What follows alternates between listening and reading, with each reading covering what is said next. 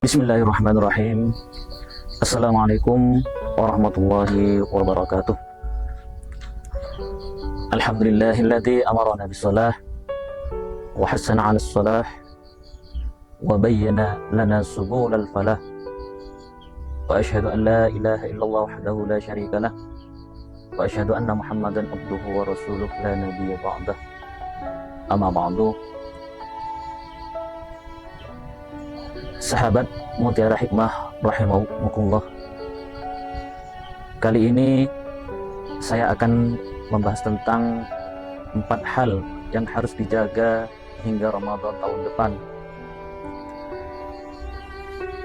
Marilah dalam kesempatan ini, kesempatan yang berbahagia ini, di bulan yang penuh dengan kemuliaan ini, di bulan kemenangan ini, kita senantiasa meningkatkan ketakwaan kita kepada Allah Subhanahu wa taala dengan cara ya'muruna bil ma'ruf, menjalankan semua perintah-perintahnya, wa yanhauna 'anil munkar, dan menjauhi segala larangan-larangannya. Karena dengan hanya bertakwa kepada Allah, kita akan memperoleh kebahagiaan, kita akan memperoleh kemuliaan di dunia dan di akhirat kelak. Sahabat Mutiara Hikmah rahimakumullah,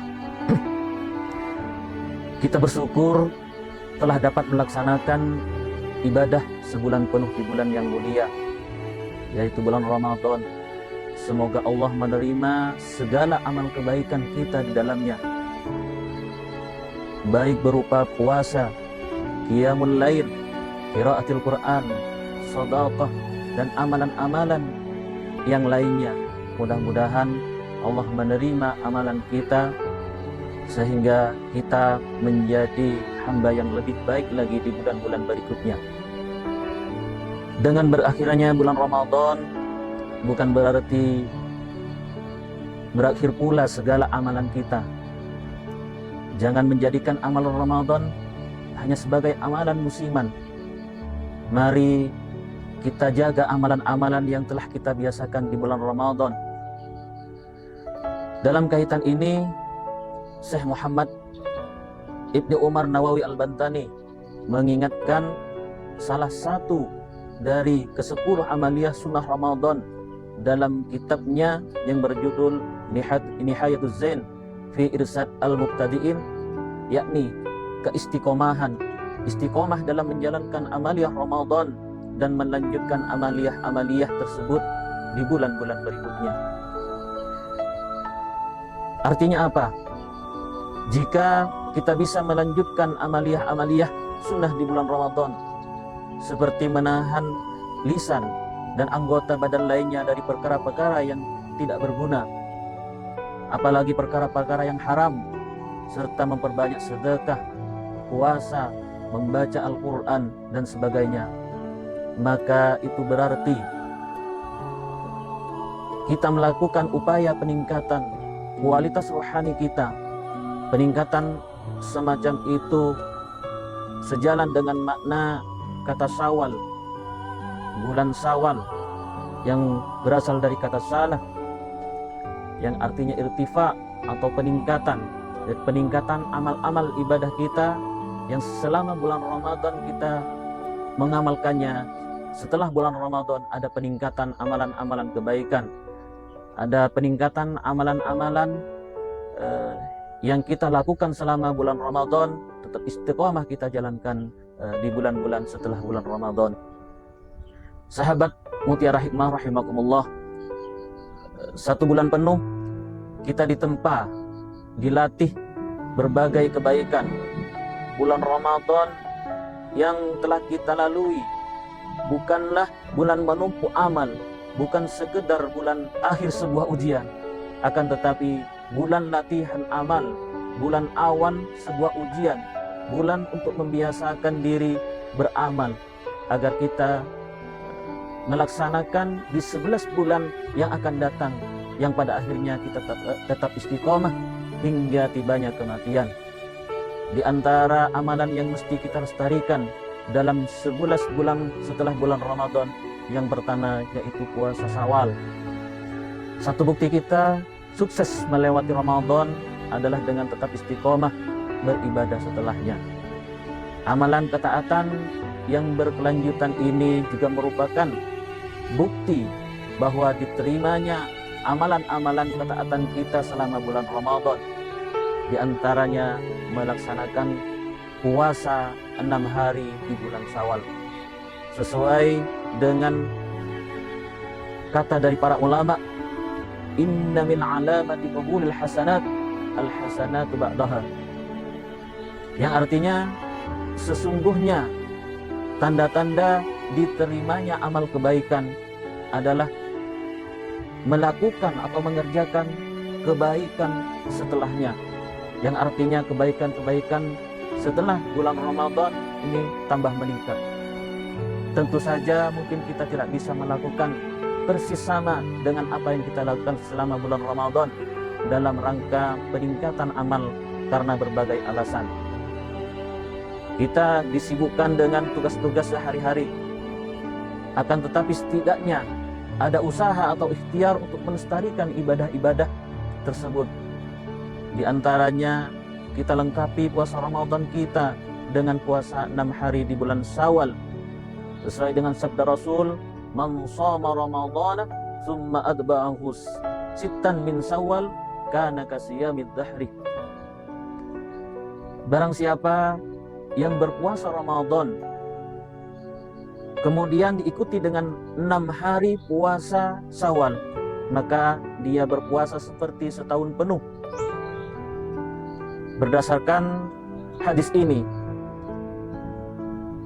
seseorang ketika melaksanakan kebaikan berupa puasa sunnah, setelah dia melaksanakan kebaikan berupa puasa wajib, maka ini merupakan salah satu bukti atau indikasi diterimanya amal soleh tersebut. Sahabat Mutiara Hikmah rahimakumullah, amalan kedua yang perlu kita lestarikan dalam 11 bulan setelah bulan Ramadan yaitu qiyamul lail atau bangun malam. Amalan ini sangat sulit di hari-hari biasa. Jangankan sholat sunnah 8 rakaat, sholat sunnah 20 rakaat, bahkan sholat sunnah 2 rakaat pun akan sulit kita laksanakan. Akan sangat berat kita laksanakan ketika di luar bulan Ramadan. Padahal kita tahu bahwasanya qiyamul lail atau ibadah pada malam hari, misalnya seperti sholat tahajud, itu mempunyai derajat yang istimewa. Kita faham bahwa qiyamul lail itu dianjurkan dalam syariat Islam. Firman Allah dalam Al-Quran, wa minal laili fatahajjat bihi nafilatan lak asa ayyab'atsaka rabbuka maqaman mahmuda. Yang artinya, dan pada sebagian hari, sebagian malam hari, sembahyang tahajudlah kamu sebagai suatu ibadah tambahan bagimu. Mudah-mudahan Tuhan mengangkatmu ke tempat yang terpuji. Selama bulan Ramadan, kita mudah bangun malam. Kita mudah mengerjakan amalia-amalia malam seperti sholat tahajud. Tetapi setelah bulan Ramadan, amalan-amalan tersebut mulai berat untuk kita lakukan. Nah, itulah ujian kita. Bagaimana kita bisa meningkatkan ibadah kita setelah bulan Ramadan, termasuk qiyamul lail atau bangun malam dengan melaksanakan sholat tahajud. Sahabat Mutiara Hikmah rahimakumullah, amalan ketiga yang harus kita lestarikan dalam 11 bulan ke depan yaitu membaca Al-Quran. Pada bulan Ramadan kita begitu ringan membaca Al-Quran. Membaca 1 juz terasa mudah. Kita bisa menghatamkan Al-Quran berkali-kali, bahkan bisa hatam lebih dari sekali selama Ramadan. Pada siang dan malam kita sering membuka Al-Quran, kita senang berinteraksi dengan Al-Quran, dan itu membuat hidup kita menjadi tentram. Kita yakin Al-Quran akan memberi syafaat, Al-Quran akan memberi ketenangan terhadap kita, sehingga kita tidak bosan-bosan membacanya. Kita pun sangat yakin bahwa setiap huruf dalam Al-Quran kita akan mendapatkan pahala dalam membacanya. Bahkan ketika kita membaca Al-Quran di bulan Ramadan, satu huruf akan dilipat gandakan menjadi 10 pahala bagi kita. Namun ujian kita setelah bulan Ramadan berakhir, kita terasa berat untuk mengamalkan, untuk membaca Al-Quran. Itulah ujian kita. Mudah-mudahan kita bisa mengamalkan, bisa membaca Al-Quran setelah bulan Ramadan berakhir.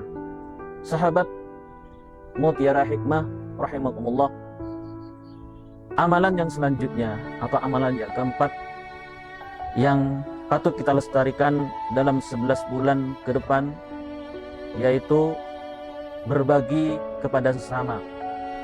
Setelah merasakan sakitnya lapar, di saat berbuka kita berbagi makanan kepada sesama, berbagi makanan berbuka, berbagi makanan takjil pada pengguna jalan.